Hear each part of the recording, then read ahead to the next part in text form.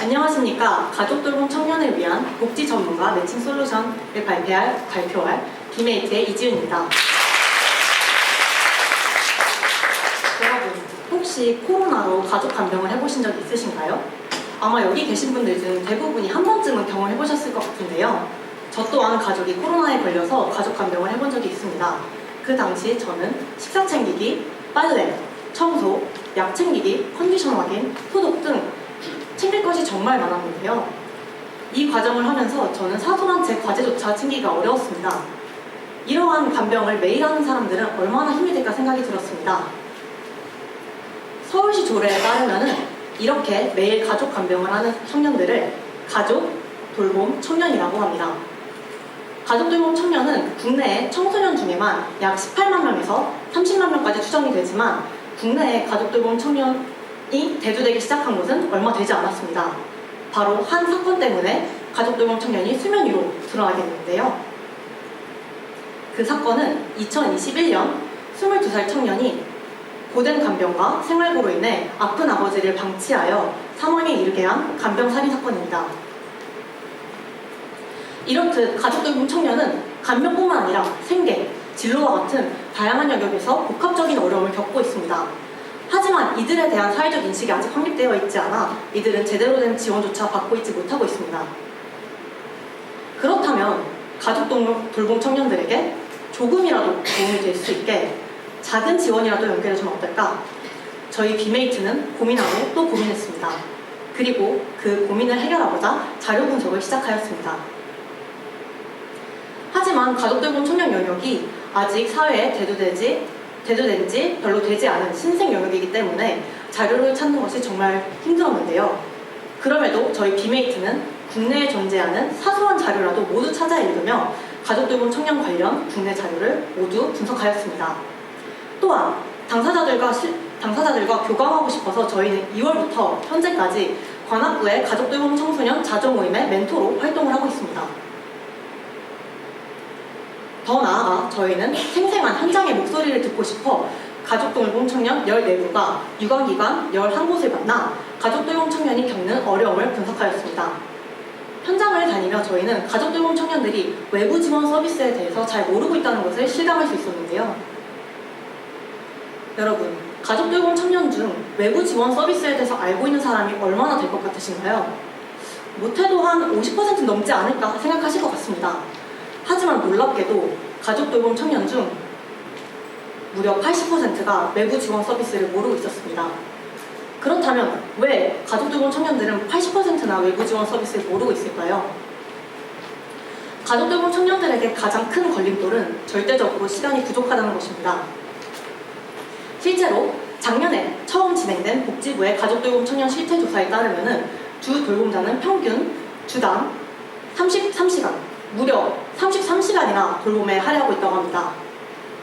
저희가 만난 당사자분도 이처럼 시간적 여유가 충분하지 않다고 강조하셨습니다. 이렇게 많지 않은 시간을 쪼개서라도 복지정책을 알아보고 싶어도 문제가 발생합니다. 복지정책은 복잡하고 까다롭기 때문입니다. 대표적인 복지정책인 기초생활수급은 다음과 같이 신청하려면 최소 6개의 서류를 준비해야 합니다. 이렇게 6개의 서류를 준비하려면 가족돌봄 청년은 기관 4곳 이상을 일일이 방문하여 서류를 떼야 합니다. 시간이 부족하고 복지정책이 어려워서 신청을 못하더라도 만일 이를 알려줄 사람이 있다면, 곁에서 함께 해줄 사람이 있다면 이게 그렇게 문제가 되지 않을 것입니다. 하지만 저희가 만났던 가족돌봄 청년의 대부분은 돌봄으로 인해 시간이 부족하였고 또한 아픈 가족을 곁을 비우기 힘들어 외출이 어렵다고 하셨습니다. 그렇기에 자연스럽게 지인들을 만나기가 어렵고 이는 고립과 단절로 이어졌다고 말씀하셨습니다. 시간이 부족하고 복지정책이 어렵고 도와줄 사람도 그렇다면 우리 비메이트가 복지정책을 대신 알려주면 되지 않을까? 이것이 저희 비메이트의 솔루션의 첫 시작이었습니다. 그렇게 완성된 저희 비메이트의 최종 솔루션을 소개합니다. 당신이 미처 몰랐던 복지 혜택을 야! Your Available Benefit 복지 전문가 매칭 서비스 얍입니다. 앞서 말씀드렸던 것처럼 저희 얍은 저희의 궁금증인 우리가 복지 정책을 대신 알려주는 사람이 된다면은 가족돌봄 청년들이 지원을 받을 수 있을까 하는 것에서 시작이 되었습니다. 그래서 저희는 1차 MVP 모델을 맞춤형 복지 정보 제공 서비스로 제작을 하였습니다.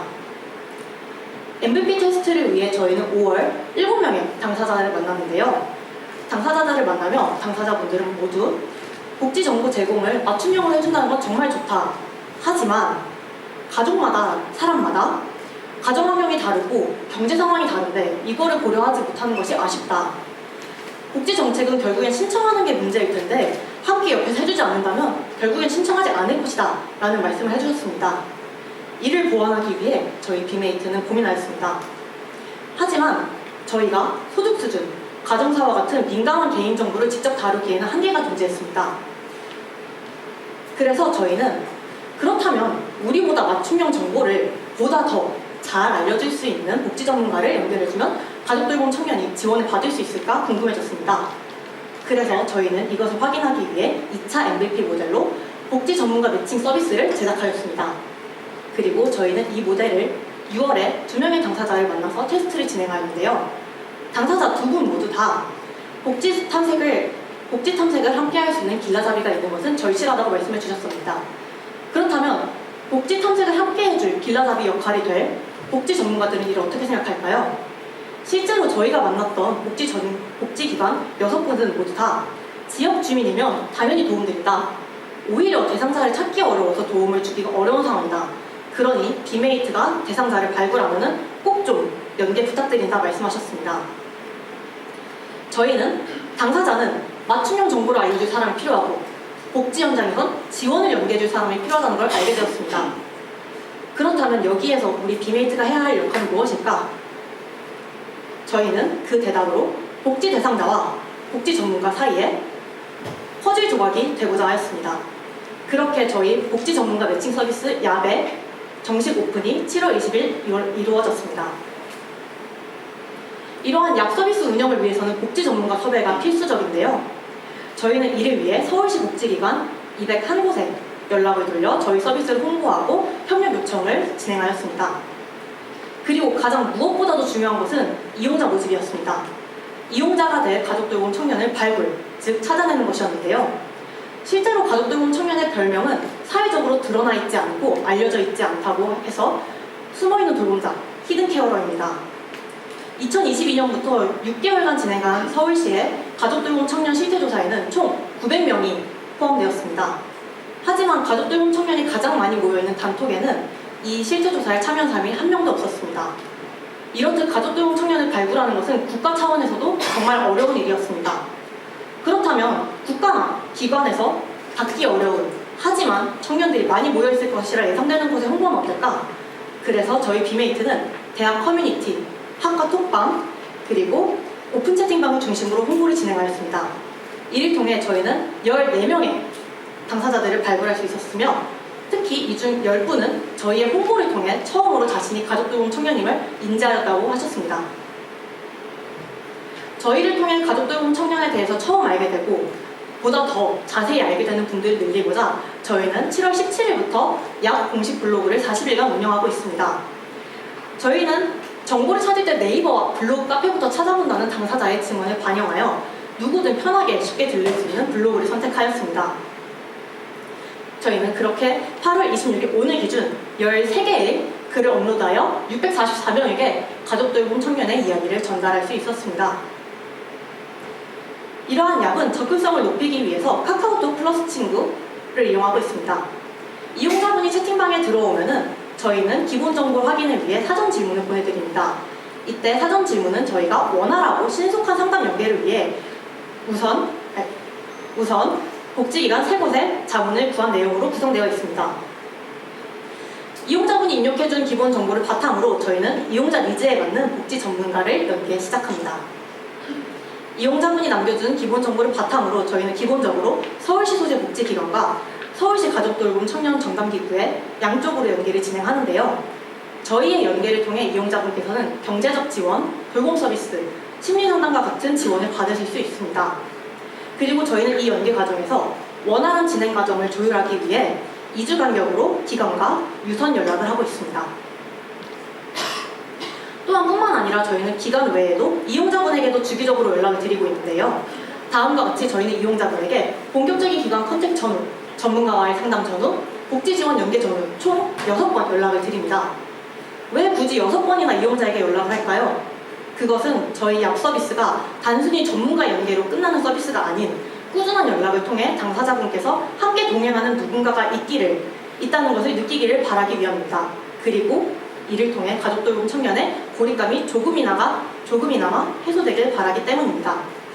모든 지원과 전문가 연계가 완료가 되면 저희는 이용자분에게 후기를 받아 서비스 개선에 반영하고 있습니다.